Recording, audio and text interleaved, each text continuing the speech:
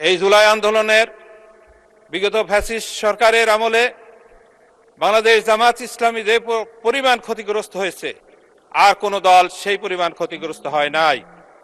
আমাদের শীর্ষ 11 জন নেতাকে অন্যায়ভাবে হত্যা করা হয়েছে। জুডিশিয়াল কিলিং এর মাধ্যমে আমাদের প্রিয় নেতৃবৃন্দকে দুনিয়া থেকে বিদায় করে দেওয়া হয়েছে।